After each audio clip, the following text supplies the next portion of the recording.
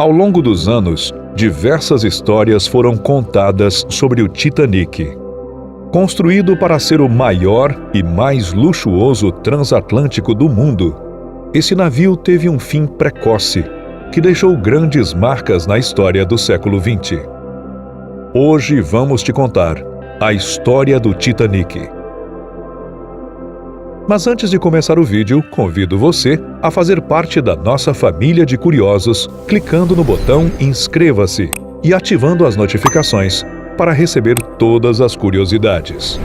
Eu sou Roberto Barreto e este é o canal Realmente Curioso.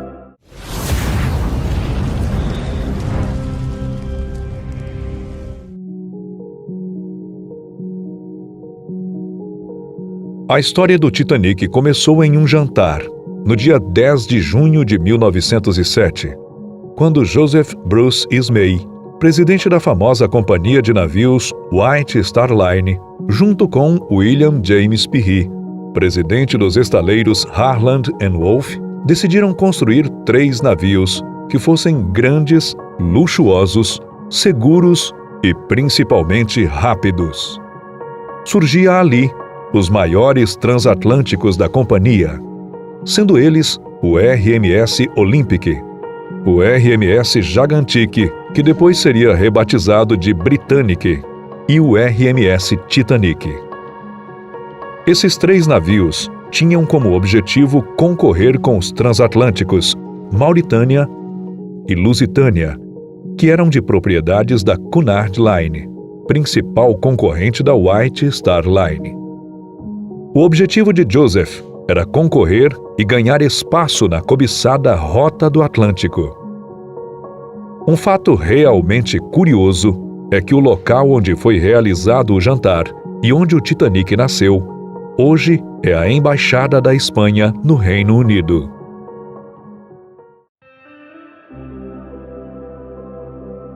O projeto do Titanic teve início nos escritórios de desenho da Harland & Wolff, em Belfast, Irlanda. Os engenheiros do navio foram Thomas Andrews e Alexander Carlyle. Os dois eram os responsáveis pelas decorações, instalações e pela segurança da embarcação. Com os projetos finalizados, aprovados, materiais e suprimentos necessários para a construção encomendados pela Harland & Wolff, na manhã do dia 31 de março de 1909, começava a construção do gigante Titanic. Devido ao tamanho do projeto, foi necessária a construção de uma estrutura maior, pois nenhuma das estruturas existentes eram suficientemente grandes para construir o navio. O Titanic e o seu irmão Olympic foram construídos lado a lado.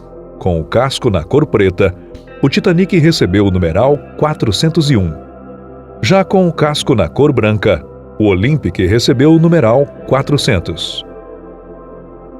A cor preta do Titanic foi para diferenciar do Olympic, já que os 2 irmãos estavam sendo construídos no mesmo local. Alexander Carlyle se aposentou de forma repentina em 1910, enquanto o Olympic e o Titanic ainda estavam em construção, deixando Andrews como o único responsável pelos estaleiros e projetos. Acredita-se que sua saída repentina ocorreu porque Alexander queria colocar 66 botes salva-vidas a bordo do Titanic e por possíveis problemas em seu sistema de anteparas. No entanto, suas ideias foram supostamente rejeitadas por Joseph Bruce, presidente da White Star Line. Para a construção do transatlântico, foram necessárias 27 mil toneladas do melhor aço. O casco era composto por chapas de 2,5 centímetros de espessura, que se uniam com mais de 3 milhões de rebites. Os trabalhos de armação e da estrutura do Titanic progrediram em um bom ritmo. A construção do navio contou com 1.700 trabalhadores, que trabalharam incansavelmente para o término do transatlântico. Com toda a parte estrutural finalizada no dia 31 de maio de 1911, o Titanic tocava na água pela primeira vez. Além das autoridades presentes, milhares de pessoas se amontoaram pelos arredores dos estaleiros para presenciarem o nascimento de um gigante navio. A princípio, a embarcação navegou até o cais da Harland & Wolff, também em Belfast, para dali ter a sua parte interna concluída e serem instalados seus 4 funis, conhecidos também como chaminés. Uma dessas chaminés era falsa. O objetivo era causar uma impressão de grandiosidade. O custo da construção do Titanic foi estimado em 7,5 milhões de dólares da época.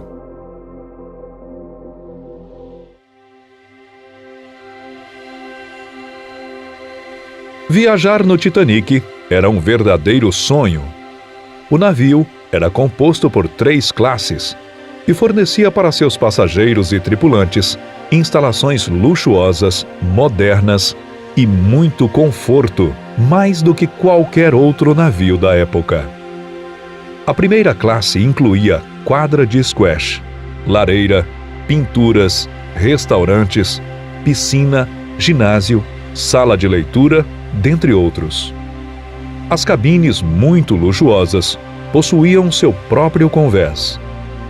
Os passageiros de segunda classe desfrutavam de acomodações equivalentes à primeira classe de outras embarcações. Já a terceira classe também fornecia acomodações e instalações muito boas quando comparadas a outros navios, com cabines possuindo beliches para 4 ou 8 pessoas, e também pequenos dormitórios para homens solteiros. Ela também tinha sua própria sala de jantar e cozinha. Além de todo o luxo na primeira classe, o navio era composto por muito requinte e elegância.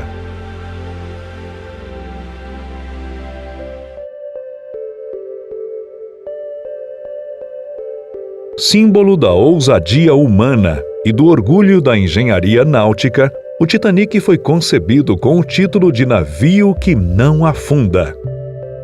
O casco do navio era dividido em 16 compartimentos estanques. Nesses compartimentos, haviam 12 comportas estanques, localizadas onde a passagem era necessária para o bom funcionamento do navio. Em caso de acidente, essas comportas poderiam ser fechadas automaticamente, evitando um naufrágio. Os projetistas acreditavam que se 2 compartimentos adjacentes fossem inundados, o navio poderia continuar flutuando.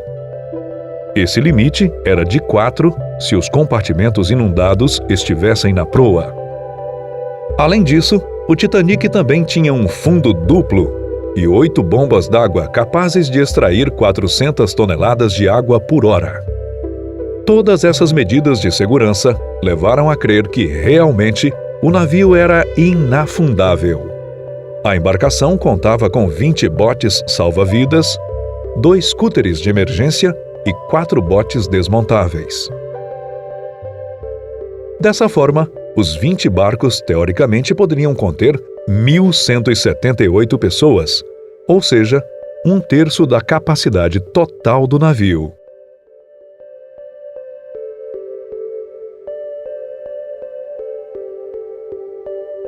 O Titanic tinha 269 metros de comprimento, 53,3 metros de altura e pesava 46.328 toneladas. O transatlântico era capaz de deslocar mais de 52.000 toneladas e poderia levar facilmente 3.547 pessoas a uma velocidade média de 39 km por hora.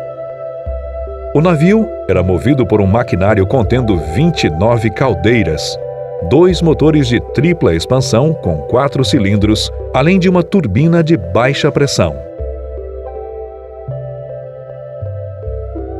A sua propulsão era composta por 3 hélices, 2 hélices laterais de 3 pás, medindo 7 metros de diâmetro e pesando 38 toneladas cada uma, e uma hélice do meio de 4 pás, medindo 5 metros e pesando 22 toneladas.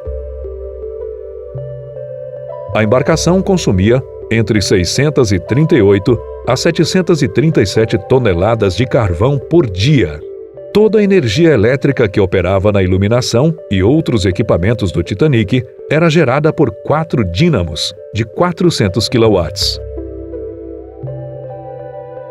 Os fumos da combustão do carvão eram descarregados através das 3 primeiras chaminés. O Titanic contava com 3 âncoras, que pesava cerca de 15 toneladas.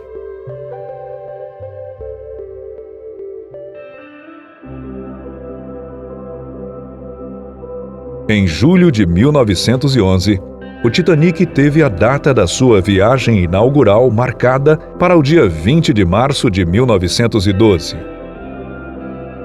Porém, devido a um incidente com seu navio irmão Olympic, a data da viagem inaugural do Titanic foi adiada.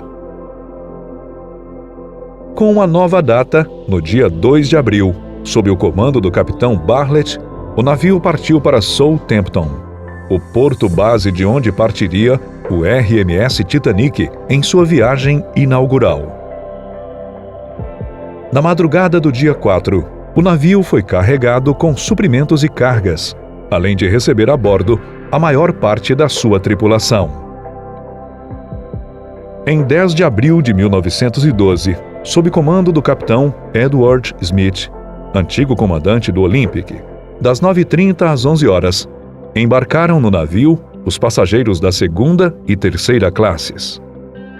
Os passageiros da primeira classe embarcaram às 11h30. Às 12 horas, o Titanic zarpou de Southampton, na Inglaterra, com destino à cidade de Nova York, nos Estados Unidos. Alguns passageiros eram pessoas ricas que estavam em viagem de negócios ou de lazer. Outros eram emigrantes europeus que estavam em busca de uma vida melhor na América do Norte. Depois de ter saído do porto de Southampton, o Titanic dirigiu-se ao porto francês de Cherbourg, ancorando na sua doca no interior do porto. Alguns passageiros se deslocaram até o navio por meio de botes. Eram passageiros de primeira e segunda classe. A sua última escala foi no dia 11, atracando no porto irlandês de Queenstown. Embarcaram no navio passageiros da terceira classe, mercadorias e cartas dos correios.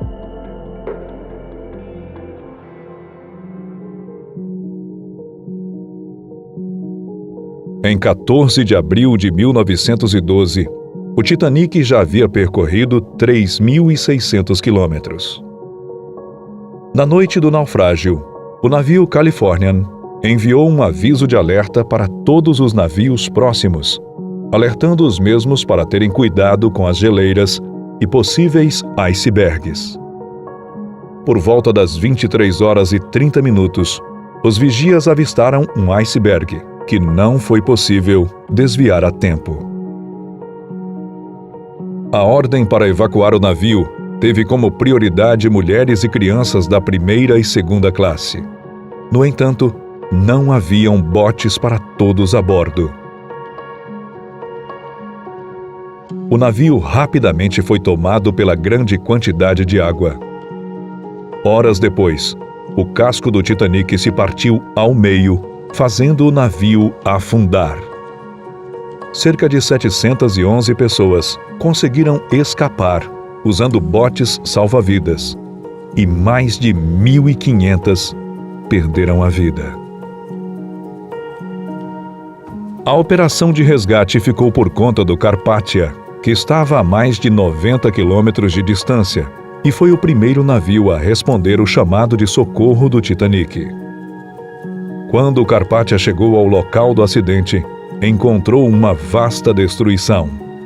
A primeira sobrevivente do Titanic subiu a bordo do Carpathia às 4h10 da manhã, do dia 15 de abril de 1912. Com os sobreviventes a bordo, o capitão Arthur Rostron mudou seu rumo e foi em destino a Nova York.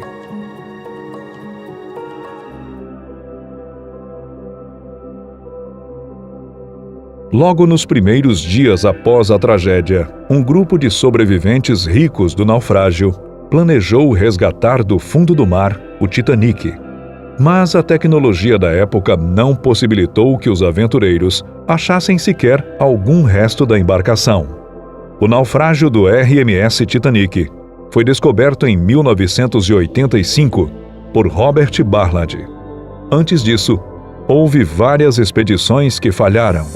Os restos da embarcação foram encontrados a 4.000 metros de profundidade.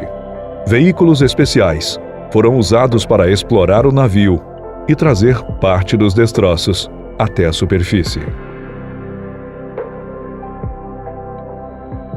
E esse foi o vídeo de hoje. Deixe seu like e compartilhe com seus amigos. No canto direito estão aparecendo mais 2 vídeos realmente curiosos. Vale a pena conferir. E não se esqueça de se inscrever em nosso canal. Eu vou ficando por aqui e até o próximo vídeo.